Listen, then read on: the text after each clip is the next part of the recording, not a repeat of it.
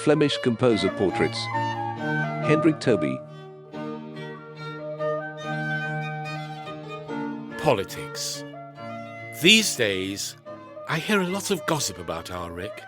He was never very interested in politics, but in the past few years, he seems to be more inclined to speak his mind. That's a lot to do with his mate, Dargon. In fact, his real name was Simon-Pierre Gautier. He was a French dance master who came to Antwerp in 1771 to establish a dance school. Such places were extremely fashionable at the time. He styled himself Dargon, and I have to admit that he was soon quite a success. In 1772, he received guild's rights from the town of Antwerp, and almost immediately after that became a friend of my brother's. He even subscribed to Rick's Opus 1, which was made possible by the financial support of Rick's friends. I wonder if it was Dargon's contacts who helped him to get the 6 trios published by Le Menu. Rick would also run into him at Charles the Prody's palace, where he would give music lessons to the children, and Dargon would teach them dancing. They've been friends for a good 25 years, I should think. I've always thought that he was a bit of a show-off, but Ricky always gets on well with him. Pretty smart. That much is true. The sort that reads books. Now that I mention it, that's something else that bothers me. I've long become used to hearing that people think there's no decent music written in the southern Netherlands, and the good music must necessarily come from France, Germany, or Italy. But people say the same about books as well, as if nobody reads or writes a word here in Antwerp, let alone reflects on things. I'll give you that most Flemish books are all about religion or are moralising in tone, and often written by priests. On the other hand, though, the people here read a lot in French. For example, in every library in Antwerp, worthy of the name, you'll find work by Voltaire. Rousseau and Montesquieu are also widely read. I remember how in 1779, Monsignor Wellens, Bishop of Antwerp, made a desperate attempt to reintroduce instruction in the catechism for adults. He was trying to stem the tide of anti-religious books, which were often written in French. Admittedly, the bishop was primarily concerned with pornography, but he was just as concerned about some of the philosophical ideas emanating from Paris, and they were definitely finding an audience here. Moreover, people in Antwerp read a lot. About a third of the population has their letters. I mean, they can read and write. In fact, the Austrian Netherlands were amongst the most literate populations in Europe at the end of the 18th century. The Gazette van Antwerpen is widely read here and sells in large numbers. What's more, people here know more foreign languages than anywhere else in Europe. One of the leading lights of our times is Corneel Spanocher. He is the enfant terrible of Antwerp's Writers' Guild and runs his own bookshop as well as printing press. His essays and pamphlets advocate the ideas of the Enlightenment, and it's clear that he gets them from his enthusiastic reading in Diderot and D'Alembert's Encyclopedia. Spanocher became a fervent defender of the anti-clerical policies of Emperor Joseph II and fulminated against the church and the clergy in Uit de Drukkerij der Waarheid, a journal he published himself.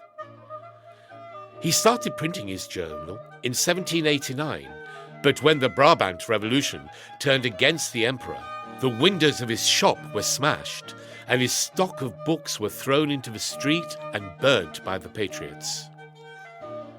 His printing press received the attention of the mob, armed with hammers and axes. As very little was left for him in Antwerp, Spanocher fled and spent the rest of his days in Brussels.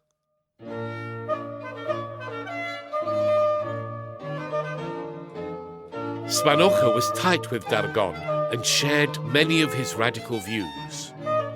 Dargon was a Freemason and was orator of La Concorde Universelle, a lodge founded in 1776. That is to say, he had a way with words. I know that the violinist Jan Frans Redijn, who often performed with Rick, was also a member of the lodge. Quite a few members of the orchestra of the Tapissiersband were Masons, in fact. There were 8 Freemasons amongst the governors of the Almoners in 1776. To be honest, I've no idea if Rick is a Mason, but I know that his son Bert is. Bert plays horn next to his father in the Tapissiersband. Whatever the case, when the French occupied Antwerp in 1792 as part of their annexation policy, everything changed. The town pipers were abolished after almost 500 years of service. Religious parades, processions, and extravagant music in the churches were prohibited. That brought hard times for us musicians, because there were suddenly far fewer jobs and opportunities to earn a penny going.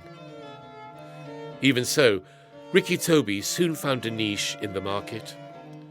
We now live in a new age of liberty, equality, and fraternity, but at the same time, a new era of enterprise. There are still people with money and political power who organize parties when they need an orchestra. The new municipal administration also continued to make use of musicians. My brother had plenty of conducting experience and started his own small orchestra that played all kinds of events. Well paid, of course. Here 520 guilders, there 565 guilders. He did very well out of it. He was probably encouraged and protected by d'Argonne. The radical Frenchman soon became a trusted man for the new regime, and his radical inclinations quickly made him a supporter of the Jacobins. He went into politics and would eventually become a judge. In this way, my brother was able to help his colleagues find work, not to forget his sons, Bert, Adriaan, Jan, and Rick Jr. His other son, Jan, was conscripted by lot into the French army in 1798. He became a trumpeter in the regiment of hussars and travelled around Europe in Napoleon's army.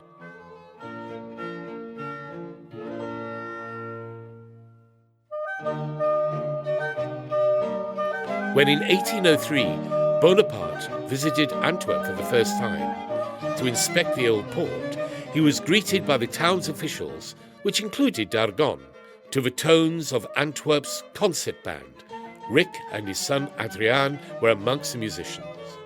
They stood together at the Watergate to greet Napoleon when he arrived at the Bierkai from the Vlaams Hoofd on the left bank.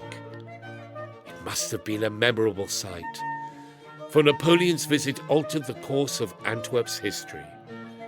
It was the starting shot in the development and growth of the port of Antwerp until the present day. When Napoleon made his second visit to Antwerp in 1810, Rick Tobi was no more, having died in 1809. As for me, Jacobus, Rick's brother, I died in 1798. My name is long forgotten, but my brother Hendrik Tobi composed a few pieces that are worth discovering.